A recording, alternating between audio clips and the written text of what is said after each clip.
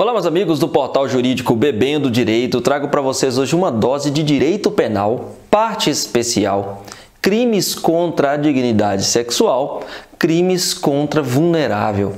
Nós vamos inaugurar aqui a ideia do artigo 217-A do Código Penal, que trata do estupro de vulnerável. Esse crime de estupro de vulnerável é um crime que é cometido contra a dignidade sexual deste vulnerável que tem menos de 14 anos ou que esteja com enfermidade ou doença mental e não tenha capacidade de se manifestar sobre aquele ato, ele não tem um discernimento necessário para isso e também, por qualquer outra razão, ele não consegue oferecer resistência. Caso, por exemplo, uma pessoa que está em coma no hospital. Caso uma pessoa que está completamente engessada. Então, nessa circunstância, a gente pode falar do crime de estupro de vulnerável. Esse crime de estupro de vulnerável é um crime que tem uma pena alta no Código Penal, pode gerar, eventualmente, lesão grave, pode gerar morte, tá?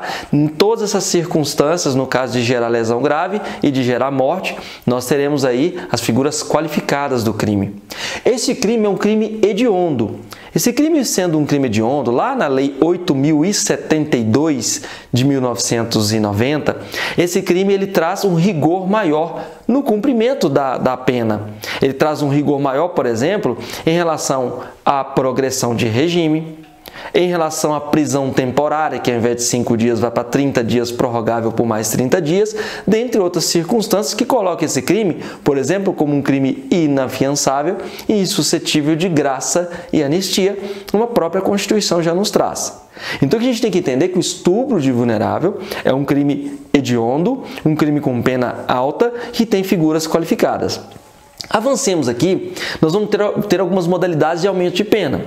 Se esse crime cometido contra o vulnerável foi por uma circunstância em que o autor é ascendente, em que nós temos um padrasto, madrasta, tio, sabe? É uma relação de parentesco ali muito próxima que vai gerar esse aumento de pena, inclusive esse aumento de pena de metade.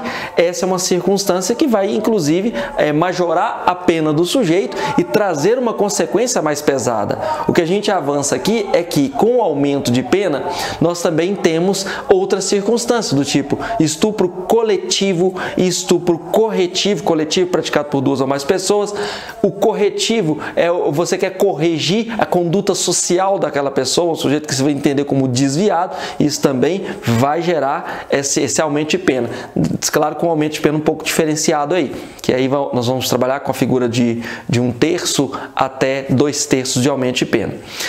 O que a gente gostaria de lembrar é que há uma súmula, a súmula número 593 do STJ e o artigo 217-A, parágrafo 5º do Código Penal, eles casam uma ideia de que é o seguinte, porque antigamente colocava-se como uma possibilidade do sujeito sair fora desse tipo de crime o fato de falar o seguinte: olha, a vítima consentiu, a vítima já tinha uma experiência anterior, olha, a vítima já tinha um relacionamento comigo. Nenhuma dessas 3 circunstâncias vão colar para que o sujeito se isente de pena.